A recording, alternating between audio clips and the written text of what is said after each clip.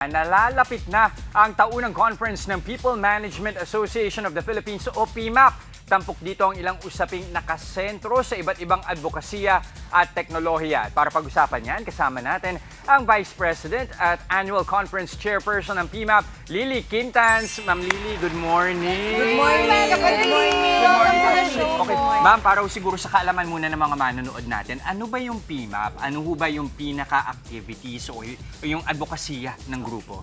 Ang PMAP ay short for People Management Association of the Philippines. Ito ay isang organization that was founded in 1956 for the purpose of establishing a center for learning and development of the human resource practice in the country. Ako, HR, HR. yun. Lahat tayo may kakilala na miyembro ng PMAP, sigurado yan. Oo, tsaka ano tawag dito, minsan inisip natin, napag-usapan natin kanina, akala natin, pag may minamanage ka mga tao sa opisina, HR, pero hindi, kahit anong posisyon ka, meron kang imamanage na tao. Sabi namin, basta meron kang tao na hinahawakan, people manager ka.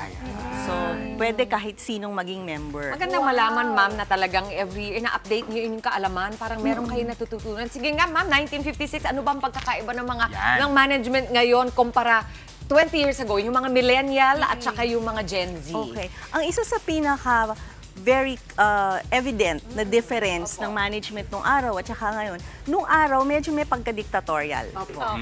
So parang, I am the manager, I tell you what to do, Yes. you do what I tell you to do. It's one way, parang That's ganon. one way, oo.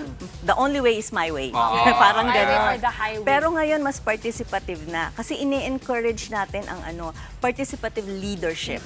So parang we encourage people to develop themselves, to shine as well. To speak up. To speak up. Yes. Kasi ang isa sa mga magaganda kasing traits ng isang leader is being able to develop their people. So, isa sa mga gauges yan na pag magagaling yung mga tao mo, ibig sabihin, reflection yan sa'yo, magaling kang leader. Magaling kang It's a sign of Ayos a yun, good leader, ano? Ma'am, tanong ko po, ano po yung mga training na ginagawa niyo? Ay naku, marami kaming trainings. Magsisimula sa pinaka-basic hanggang sa mga advanced. Pero sabihin ko na lang yung mga different kinds. So meron kaming structured, yung classroom training, meron kaming mga webinars, meron kaming mga in-house where the companies ask us to come to their offices and train their people.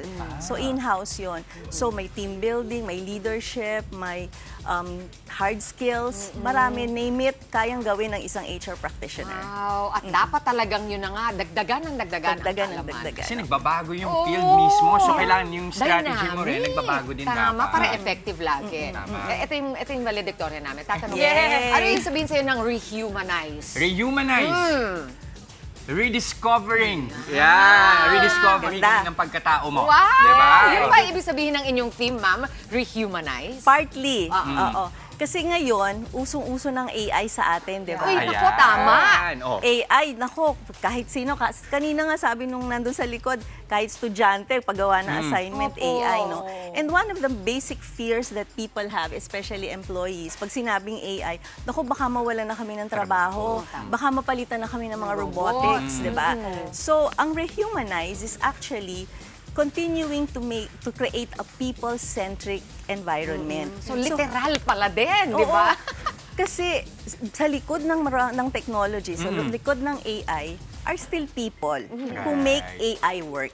Ayun, totoo naman. So, ang kailangan ng ang gagawin namin sa Rehumanize is to discover new skills, to also understand what other companies are doing para maka-adjust sa AI at sa technology. Ayun. Ako, naririnig ko sa inyo, ma'am, natanggap nyo na nandyan ang AI. AI, Oo, oh. hindi Nandiyan na. ang AI. So, sa kasong ito, hindi natin tatanungin kung kaibigan o kalaban ba ang AI. Kasi pwede naman both eh. Pero nasa sayo na kung paano mo gagamitin. Yes. Sa halimbawa, sa estado o sa field ng human resources or pag-manage ng mga tao, paano mo ba magagamit ang AI? Okay, kasi ngayon meron na tayong mga ginagawang mga programs, no, na para sa mga technology na ginagamit natin, ano. So, AI for one helps us create memos, helps us create communication. Otherwise would take, hindi kasi, let's face it, hindi naman lahat ng tao magaling gumawa, di ba?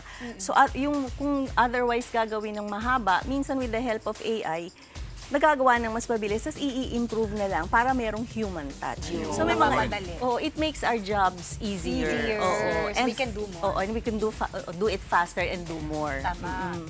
Okay, so itong conference na to, na yung Rehumanize, meron kayo iba't ibang segments, iba't ibang tracks. Pwede nyo ba ikwento sa amin yan, Ma'am Sige. Lily? Meron kaming 4-5 tracks. No? Una, technology, tapos sustainability, DEI, leadership, at saka future of work. So yung technology focuses on technology.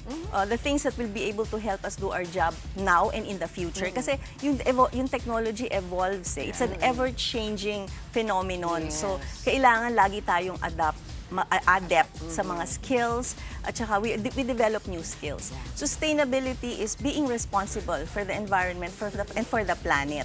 So lahat ng mga programs namin sa HR hopefully will help support sustainability and saving the environment. DEI, alam naman natin yan, very important sa atin ng DEI ngayon. Inclusivity, no? So isa rin yan sa lahat ng mga programs ng HI ngayon, take into consideration those things.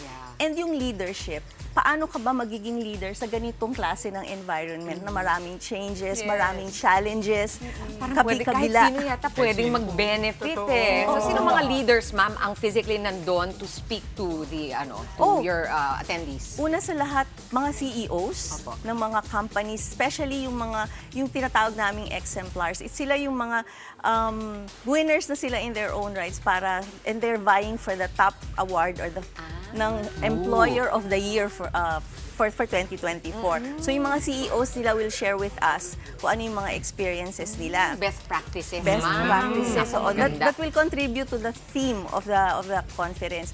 We've also invited, of course, no less than the mayor of Iloilo to help us open the conference. Right. Si Senator and former DOLE Secretary and Executive Secretary Attorney Franklin Dillon will be there. And of course, ang ating Labor Secretary, si Okay. Secretary Benvenido Laguesa. Panigurado maraming matututunan yung mga kapatid natin. Not only that, it's also a good networking opportunity. So Ma'am Lily, imbitahan natin yung mga kapatid natin. Kailan mangyayari itong Rehumanize at saan? Okay, medyo mabilis na to, no? Kasi magsa-start na to sa Wednesday. Ayan. It's going to happen starting on October 15 until October 18 in Iloilo City. So pwede po kayong mag-register. Just go to the website of PMAP. Pwedeng mag-register kahit sino. Member, hindi member. Pwede po mag-register. And we have 2 ways of participating. Face-to-face and virtually.